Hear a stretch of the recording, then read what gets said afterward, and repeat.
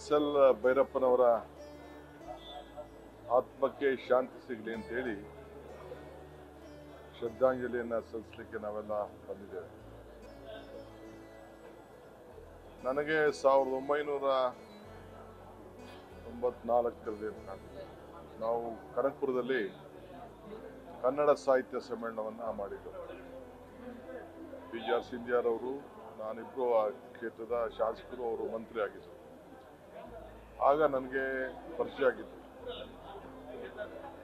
ದಿಟ್ಟ ನೇರ ನುಡಿ, ಯಾವುದಕ್ಕೂ ಅವರ ಬರವಣಿಗೆಯಲ್ಲಾಗಲಿ ಅವರ ಮಾತಿನಲ್ಲಿ ಯಾವುದಕ್ಕೂ ಕೂಡ ಅವರು ಹಂಚಿರಲಿಲ್ಲ. ಅವತ್ತಿನ ಕಾಲದಲ್ಲಿ ಬನಶಂಕರಿಯಿಂದನೇ ಅವ್ರನ್ನ ಮೆರವಣಿಗೆ ಮಾಡಿಕೊಂಡು ನಾವು ಕರ್ಕೊಂಡು ಹೋಗಿದ್ದೇವೆ. ಬಹುಶಃ ಅವರ ಕಾದಂಬರಿಗಳು ಎಲ್ಲ ಹೊರದೇಶದಲ್ಲೂ ಕೂಡ ಭಾಷಾಂತರ ಆಗಿದ್ದು, ವಿಭಿನ್ನ ಭಾಷೆಗಳಲ್ಲಿ ಭಾಷಾಂತರ ಆಗಿದ್ದು, ಮತ್ತು ಸಿನಿಮಾಗಳಲ್ಲಿ ಕೂಡ ದೊಡ್ಡ ದೊಡ್ಡ ಸಿನಿಮಾಗಳನ್ನು ತೆಗೆದಿದ್ದನ್ನು ಕೂಡ ನಾವೆಲ್ಲ ಮೆಲುಕಾಕುವಂಥ ಒಂದು ಸಂದರ್ಭ. ಇವತ್ತು ನಮ್ಮ ಎಲ್ಲ ಮಾಧ್ಯಮ ಸ್ನೇಹಿತರಿಗೆ ನಾನು ಅಭಿನಂದಿಸ್ತೇನೆ. ನಾನು ಬೆಳಗ್ಗೆಯಿಂದ ಎಲ್ಲ ಮಾಧ್ಯಮಗಳು ಕೂಡ ನಾನು ಗಮನಿಸಿದ್ದೇನೆ. ಎಲ್ಲರೂ ಕೂಡ ಅವ್ರಿಗೆ ಬಹಳ ಅತಿ ದೊಡ್ಡ ಗೌರವವನ್ನು ಈ ದೇಶದ ಒಬ್ಬ ದೊಡ್ಡ ಪ್ರಧಾನಮಂತ್ರಿಗಳಿಗೆ, ರಾಷ್ಟ್ರದ ಅಧ್ಯಕ್ಷಗಳಿಗೆ ಯಾವ ರೀತಿ ಗೌರವವನ್ನು ಸಲ್ಲಿಸಬೇಕೋ ನಮ್ಮ ಕನ್ನಡ ಭಾಷೆಯ ಒಬ್ಬ ದಿಗ್ಗಜರಿಗೆ ಗೌರವವನ್ನು ಸಲ್ಲಿಸಿದ್ದಾರೆ.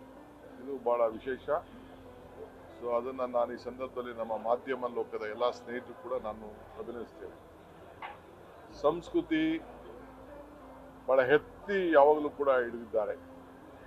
ಅವ್ರಿಗೆ ಸಿಕ್ಕಿರುವಂಥ ನಮ್ಮ ರಾಷ್ಟ್ರ ಪ್ರಶಸ್ತಿಗಳು, ಪದ್ಮಭೂಷಣ ಇರ್ಬೋದು, ಪದ್ಮಶ್ರೀ, ಹೀಗೆ ಅನೇಕ ಪ್ರಶಸ್ತಿಗಳು ಇವತ್ತು ದೊರೆತಿದೆ. ದೇಶದ ಎಲ್ಲ ಗಣ್ಯರು ಕೂಡ ಕಂಬನಿಯನ್ನು ವ್ಯಕ್ತಪಡಿಸಿದ್ದಾರೆ.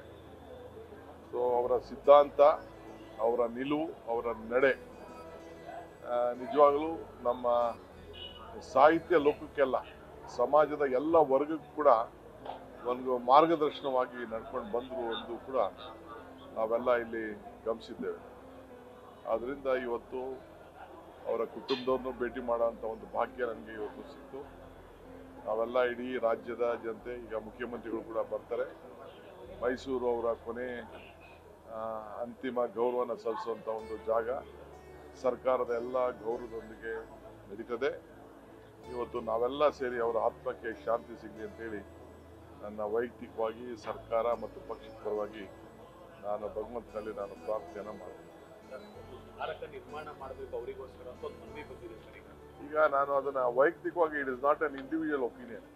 ಯಾವುದೇ ಸ್ಮಾರಕ ಆಗಲಿ ಏನೇ ಮಾಡಬೇಕಾದ್ರೆ ಅದು ನಾವು ಚೀಫ್ ಮಿನಿಸ್ಟರ್ ಆಗಲಿ ಅವರು ಕೂಡ ಎಲ್ಲ ಥರದ ಚರ್ಚೆ ಮಾಡಿ ಮಾತಾಡ್ತೀವಿ. ಈಗ ಮೊನ್ನೆ ಅನೇಕ ಚಿತ್ರನಟರ ವಿಚಾರ ಬಂತು, ಅವರ ಕ್ಯಾಬಿನೆಟಲ್ಲೇ ತೀರ್ಮಾನ ಮಾಡಬೇಕು ಅಂತ ತೀರ್ಮಾನಗಳನ್ನ ನಾನು ಮನವಿಗಳು ಬರ್ತಾ ಇದೆ. ನೆನ್ನೆನೂ ಕೂಡ ಮೈಸೂರಲ್ಲಿ ಕೆಲವು ಮಾತಾಡಿದೆ.